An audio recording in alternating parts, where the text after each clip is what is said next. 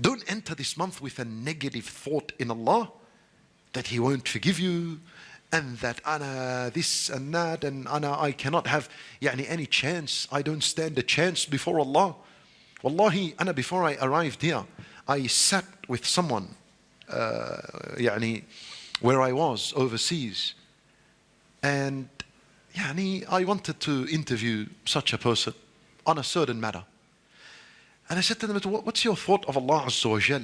Wallahi, their word was to say, I believe Allah is going to throw me in hell. Why would you have this idea about Allah? And we had a discussion, a very long discussion. But why is there people that exist that think like this about Allah?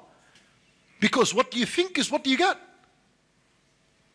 فَأَنْتَ Ramadan, and always in your life have positive, good thought in Allah Azza wa Jal, that He will forgive you, that He will free your neck from the fire. Bi-idhnillah. The one who has good thought in Allah, Allah is more generous for Him to shock you on the Day of Judgment and give you other than what you thought in Him. That Allah Azza wa Jal does not play tricks with the servants. And you're thinking good all your life of Allah, and then you think you come on the Day of Judgment, and Allah Azza wa Jal will play a trick with you and throw you in your Jahannam. Ma'adallah, for the one who thinks like this about Allah. Think good of Allah, positive of Allah, and do the work. Because the only one that is thinking good of Allah is the one who's putting effort. You do put your effort, وَالتَّوْبَةِ إِلَى اللَّهِ وَالْإِسْتِغْفَارِ, then think good of Allah.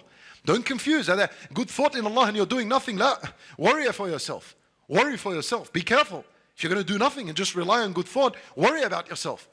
You put effort with dua, with ibadah, after that comes the good. This is where good thought is supposed to be. That's the correct positioning of good thought. After effort that comes from you. Now, thinking good of Allah subhanahu wa ta'ala. Wallah Azza wa Jal is able. Now, why do you think negative of Allah? When you think negative of Allah, as though you're saying Allah is unable to forgive me. Sure. This is a huge statement. You ascribed inability to Allah Azza wa Jal. That could be on the border, lines of kufr. Allah Azza wa Jal qadir. Look at the magicians of Fir'aun, practicing magic or shirk all their life. When they saw the truth in front of them, they fell into sujood. One sajda wiped away an entire history of shirk and sayyat. For what kind of forgiveness would Allah Azza wa Jal give a person who worshipped Him for 30 days and hoping for His mercy and forgiveness? On one sajda, everything was forgiven. 30 days, this is a big deal. So don't allow the shaitan to convince you otherwise. Now,